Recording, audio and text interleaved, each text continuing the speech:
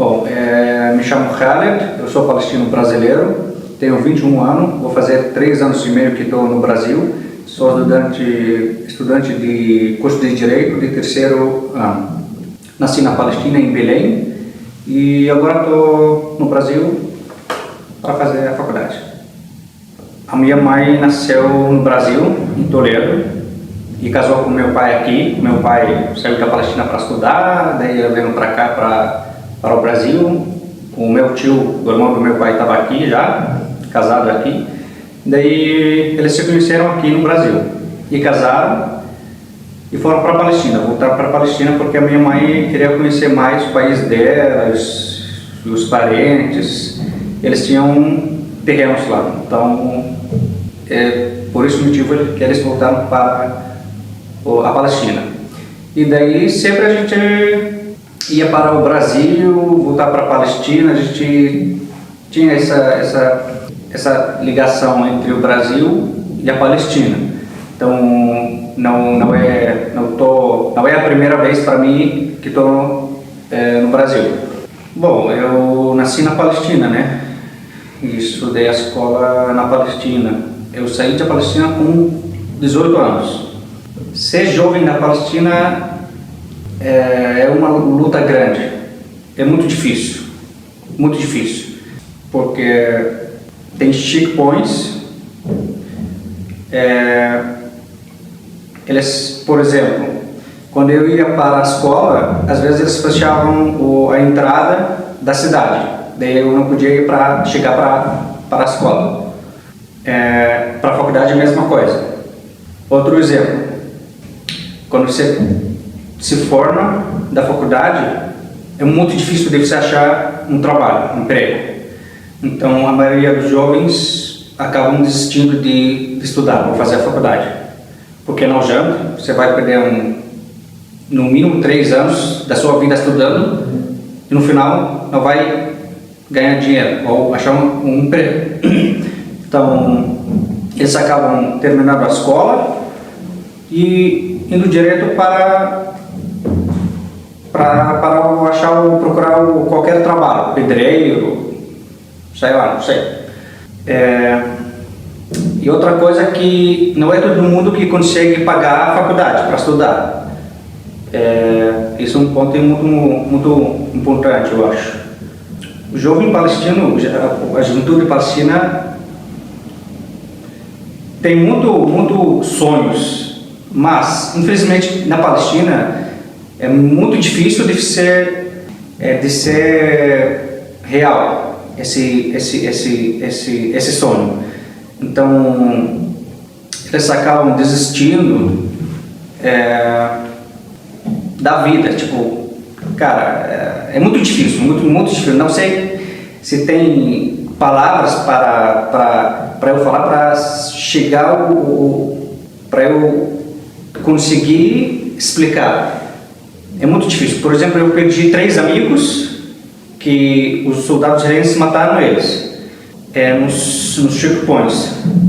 E também eu tenho outro amigo que ele levou um tiro quando ele estava voltando da escola, porque ele mora no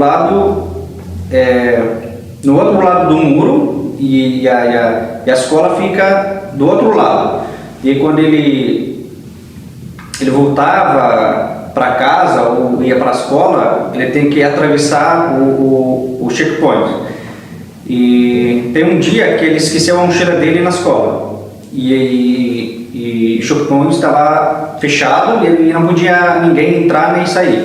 Daí ele pulou o muro e quando eles viram ele pulando o muro, atiraram nele. Então é muito difícil. E tem muita coisa que a gente não consegue fazer na Palestina. Tipo, o jovem palestino só pensa como que ele vai ajudar a família no dinheiro. Porque, cara, não tem outra coisa que ele pode pensar. Como eu falei, o sonho, esquece. Você não pode sonhar. Ou você pode sonhar, mas não é muito. Porque esse sonho tem limite. E ele sabe que ele não vai conseguir fazer esse sonho.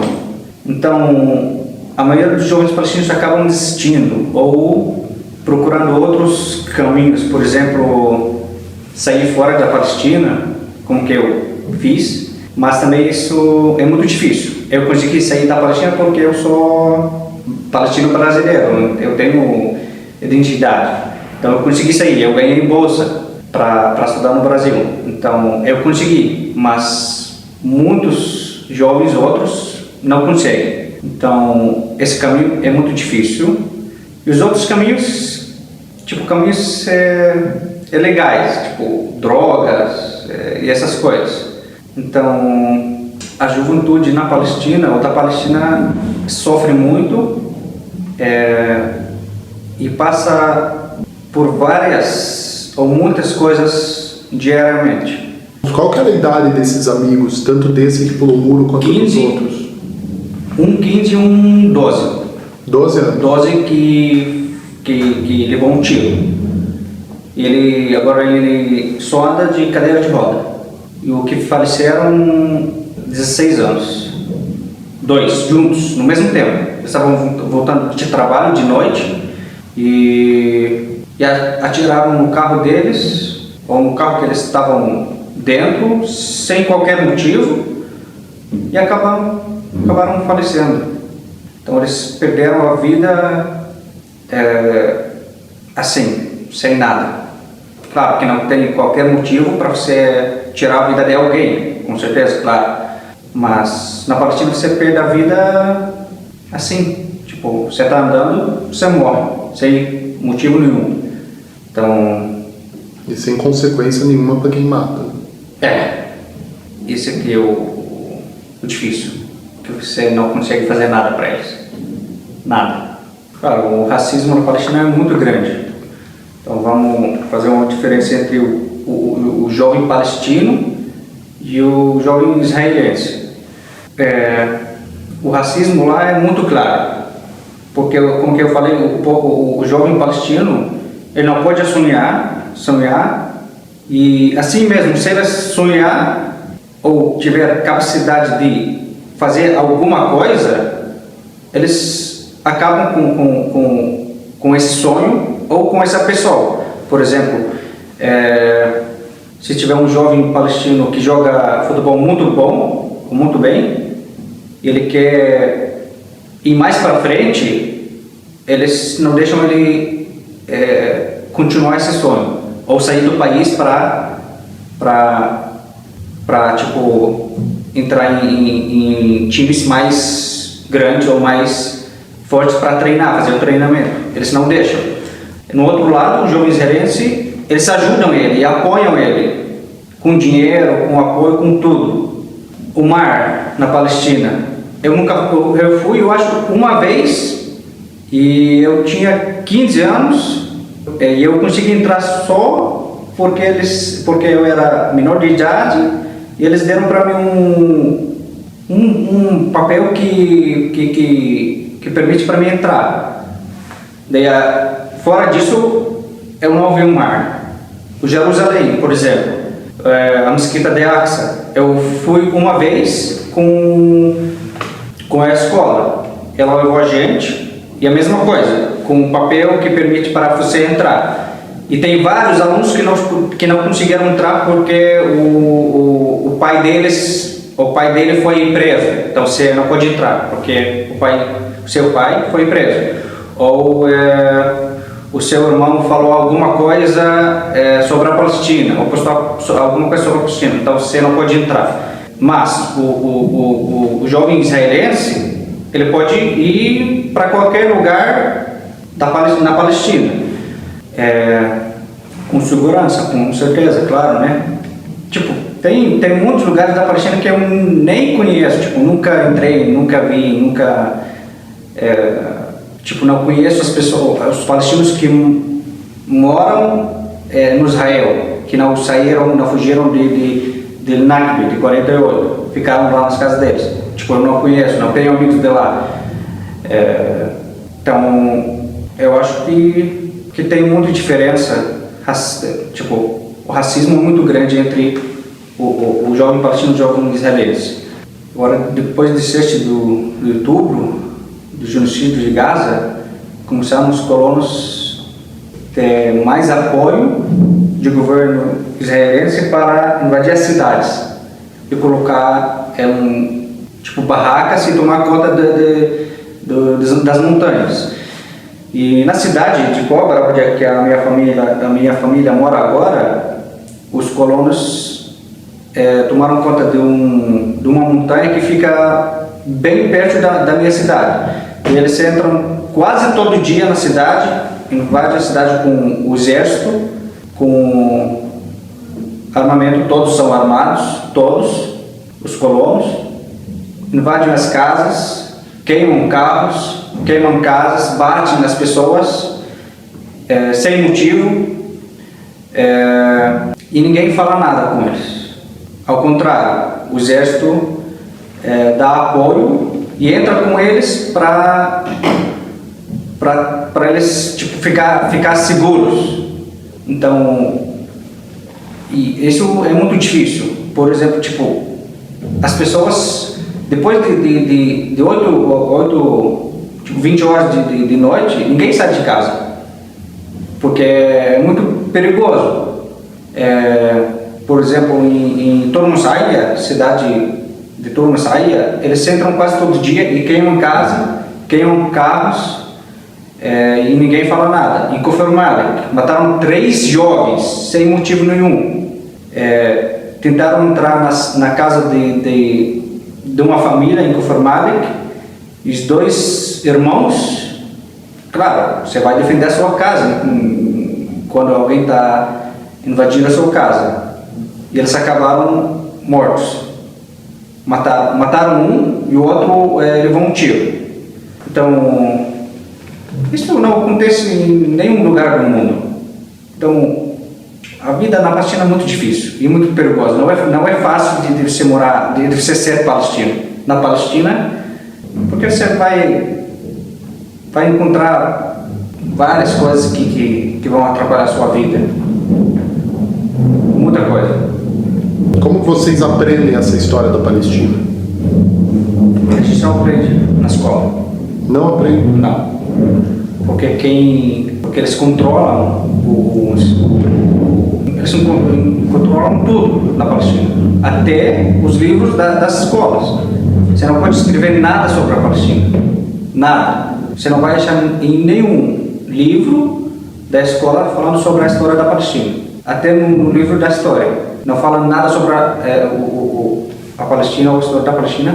E isso, o trajeto que eles estão, faz tempo que eles estão trabalhando para deixar os jovens palestinos pensar em outra coisa, esquecer a história da Palestina, esquecer o que aconteceu na Palestina, esquecer o Nakba, o Nakba, o 48, tudo isso. E eu acho que isso das coisas que muito perigoso isso, muito perigoso. Por quê? Porque, cara, você não sabe nada da história do seu país. Claro, em qualquer lugar do mundo você sabe a história do seu país e sabe tudo. Tipo, por exemplo, primeiro ano para mim na faculdade, na matéria História de Direito, todos os alunos sabiam tudo do Brasil, da história do Brasil. E cara, eu fiquei chocado, eu quase não sabia nada da história da Palestina.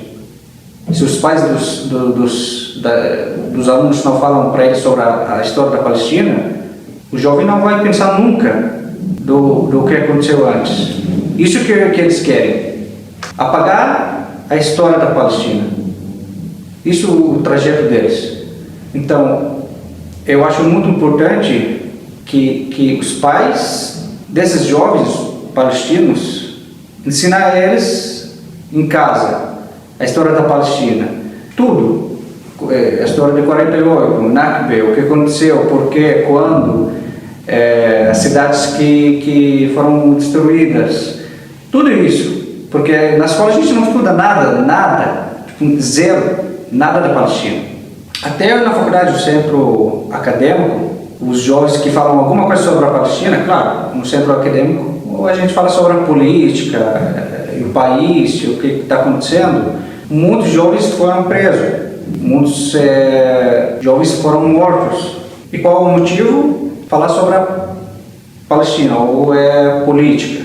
E claro, a gente sabe que a faculdade é um lugar seguro, que tem que ter liberdade, que você tem que participar nas coisas, aprender. Mas na Palestina, não. Eles invadem as faculdades, eles matam esses jovens que querem saber sobre a Palestina, que querem participar na política, que querem apoiar a Palestina, a causa palestina, contra o racismo, contra a morte.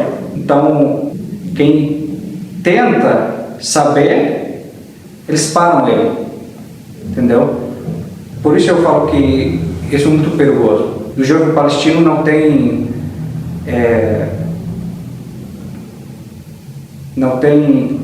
futuro na Palestina.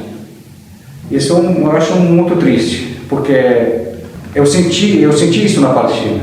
E no Brasil aqui, eu tenho um sonho. Eu estou estudando direito, eu quero ser um advogado bom. Eu gosto do meu curso. Mas ao mesmo tempo, eu penso em meus amigos que estão lá na Palestina, que ele trabalha 15 horas por dia e não tem dinheiro. E a maioria deles que se formam não acham trabalho. Ele vai trabalhar num restaurante, pedreiro. Cara, você se formou, você tem que... Quando você se forma, você vai trabalhar no... Entendeu? Mas na Palestina não. Você estuda, se você conseguir estudar isso, e se forma e trabalha com outra coisa, porque você não acha trabalho. Então é muito difícil isso, e muito triste. E muitos jovens acabam não estudando, desistindo, acabam com a juventude palestina, tentam destruir o futuro deles, a vida deles. Você não pode sonhar, você não pode aprender, você não pode falar sobre o seu país, a história, defender o seu país. Então, cara, você está acabando com o jovem, porque o futuro é a juventude, né? O jovem que vai pesquisar, vai trabalhar, vai fazer coisas novas, tudo isso. Então eles tentam o máximo possível de matar essa coisa na Palestina. Isso é muito perigoso. Então eles estão a um controle até sobre a escola e o livro didático. Por outro lado, você traz a questão da família. Uhum. Como meio de transmissão da memória coletiva, da história coletiva.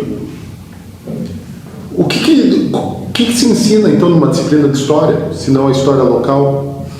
Ensinam sobre a época do profeta Muhammad e as guerras que aconteceram naquela época. Ensinam sobre, a história de 5.000 anos atrás, que, cara, eu não quero saber isso. Entendeu? Eu quero saber a história do meu país, de como que ele foi ocupado, e por quê, e como, e quando, e acordos. Se você perguntar para um jovem palestino, os acordos foram assinados, Oslo, eu sei que tem um acordo chamado Oslo, mas não sei onde foi, com quem, a data, entendeu?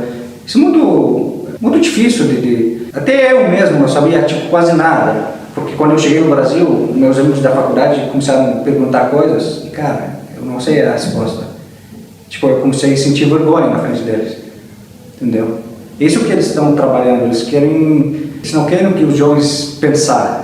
Eu comecei a saber a história do meu país agora, quando eu cheguei no Brasil, eu comecei a sentir vergonha que eu não sei nada do meu país, da história do meu país. É isso que eles estão fazendo. Olha, você tem contato diário, então, ou semanal, com pessoas que estão lá, né? Tua família, amigos? Todo dia, diariamente.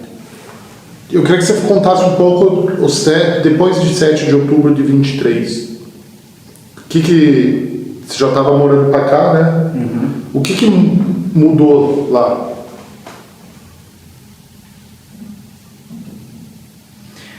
Você é que mudou alguma coisa? Mudou e ficou, claro, para o pior, né? Ficaram muitas pessoas sem emprego. Começaram a fechar as cidades. Então, as pessoas ficam muito estressadas. Isso cria, tipo, a pessoa explode, sabe? Quando você tá preso, você não tem dinheiro para comer, para trazer roupa para seus filhos, não tem lugar para você sair, para levar os seus filhos para brincar. Então a pessoa acaba, tipo, estresse, sabe? Os colonos, muitas cidades sofrem um ataque dos colonos. Eles entram, queimam as casas, carros, tudo. Ninguém fala nada. Se você for defender a sua casa, eles matam você. Então você acaba não fazendo nada. Então, só piorou. Os checkpoints. Agora, a família do meu pai mora em Belém. A minha família mora em Ramallah. Quando eles vão para o Belém, cara, será que eu vou? Será que eu não vou? Vou levar muito tempo, que leva 1 hora de Ramallah para Belém, agora vai levar 4 horas. Quantos quilômetros? Tá? 40. Isso você é para chegar ainda, entendeu? Tem vezes que eles fecham o checkpoint e não pode entrar. Ou você volta para sua casa ou você fica esperando. O que você sente, Halil, diante de tudo isso, quando se escuta alguém falar de racismo no Brasil? Assim? Lá na Palestina, vocês já chamavam isso de racismo, de apartheid? Vocês usam outros termos? Óbvio, estou falando em questão de linguagem, mas como que vocês interpretavam e definiam isso lá? Chamando de ocupação mesmo? Sim, é racismo, claro, né? Você pode viver eu não, isso é racismo, né? Porque você pode e eu não. Mas eu acho que é muito difícil tipo, na Palestina tipo, um país ocupado. Então, você sabe por que tem racismo. Claro que não tem que ter, mas no Brasil, daí você, cara, é ainda mais difícil, eu acho, o racismo, porque pra que ter, tipo, pra que ser racista, entendeu? Tipo, qual o motivo, entendeu? O que você ganha? Se eu te mostrar uma foto de povos indígenas aqui, o que você me diria? O povo original da terra, né? E eles sofrem o racismo aqui. Você consegue perceber relações? Claro. A mesma coisa quase, né?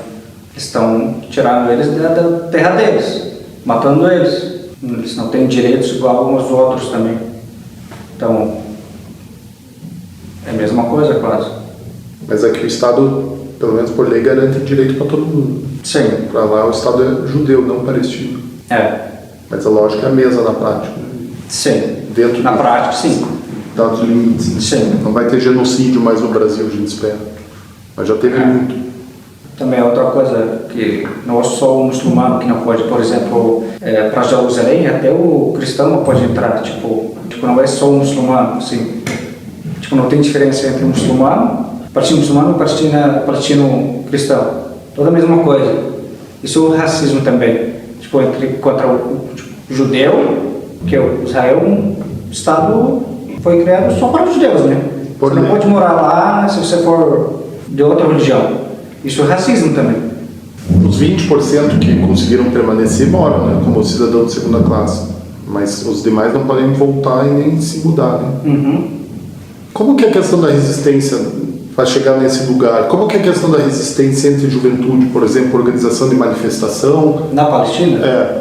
Tem muito caso de jovem que se organiza, vai fazer manifestação, morre, inclusive, por causa disso. Então, isso que eu falei antes, que tem muitos jovens que tentam lutar e se manifestar, mas do outro lado que eles acabam mortos ou presos. Então, eu acho que, da minha experiência, a existência na Palestina, dentro da Palestina, e a luta dentro da Palestina é muito mais difícil do que as pessoas acham, entendeu? Porque você nasceu sofrendo os efeitos da ocupação. Então, já você passa a ser ficando na sua terra, já você está lutando, entendeu? Não sair da sua casa, você está existindo, entendeu? Então, a luta na Palestina é muito diferente. Tipo, não é só levantar a bandeira e falar Palestina livre. Isso estou falando na Palestina, né? Porque não janta. Ao contrário, você vai preso. ou morto. Então, o povo palestino luta de ficar na casa dele, na terra dele, não sair, não desistir, mas também é difícil de falar isso, porque ninguém quer morrer, né? Ninguém quer ser preso, ninguém quer ver a família dele sofrendo na frente dele. Por isso que as pessoas procuram, eles querem sair, tipo, quero descansar, tipo meu pai, ele levou um tiro em 2001, sem motivo nenhum, ele estava voltando do trabalho, levou um tiro. Então, cara, como que pode acontecer isso? E por quê? Tipo, tem histórias que eu conto para meus amigos na faculdade, que eles não acreditam. Será que isso é verdade? Que acontece isso na Palestina? Porque é muito difícil de alguém imaginar que aconteça isso. Então, não, mas é verdade, estou falando sério. Tipo, aconteceu isso e acontece mais ainda. Então é difícil de lutar. O próprio estar lá, permanecer lá é um ato de resistência. Daí essa idealização de um povo que resiste, que de fato, entre se continuar no inferno ou sair de lá, né, a continuidade é uma forma de resistência. Como que se olha o futuro? Qual futuro? Coletivo? Ou só futuro individual? Eu participei na minha faculdade de um grupo de estudantes estudando a causa palestina. Daí tem o professor perguntou para mim se a gente aceita 2 estados. A minha resposta foi que eu respondi com pergunta para ele. Perguntei para ele se ele aceita alguém morar junto na casa dele, tipo, dividir a casa dele junto, assim. Ou morar com uma pessoa que matou o pai dele, estuprou a irmã ou a mãe, e que tirou a vida deles, e que ocupou o país dele, e matou o povo dele. Você aceita isso ou não? E outra coisa, qual o motivo de Israel? A limpeza étnica, acabar com os palestinos, né, para tomar conta da Palestina inteira. Então o motivo deles é um país único, né? Então eu acho eles não vão aceitar isso. E do outro lado, eu acho nenhum palestino aceita também, ou nenhum ser humano aceita morar com alguém que fez tudo isso com ele. Eu acho ninguém. Então eu acho que o futuro de 2 estados é muito difícil. Muito difícil. Isso não é racismo. Tipo, as pessoas vão falar agora que a gente não quer morar com judeus.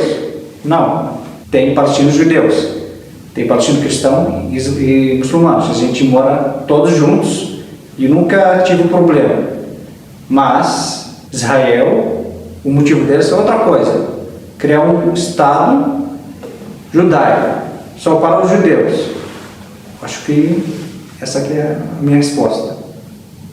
Eu pedi para o mundo fazer o máximo possível para acabar com isso. Para acabar o genocídio. Para acabar a limpeza étnica. Para parar a ocupação da Palestina. A matança do povo palestino. Eu acho que chega, né? Tem que fazer alguma coisa que de verdade vai parar de acontecer isso, porque é muito difícil de você ver alguém morrendo na tua frente sem você conseguir ajudar ele.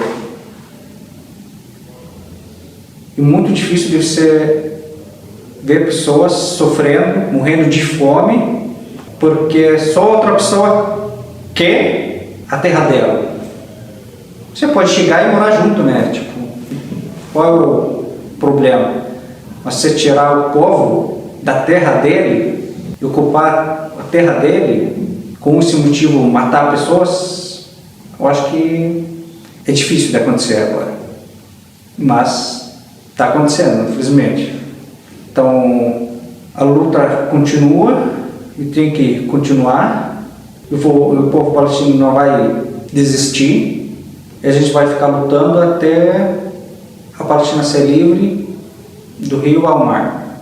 Eu acredito nisso. Vai chegar uma hora que vamos conseguir, vamos ganhar essa luta.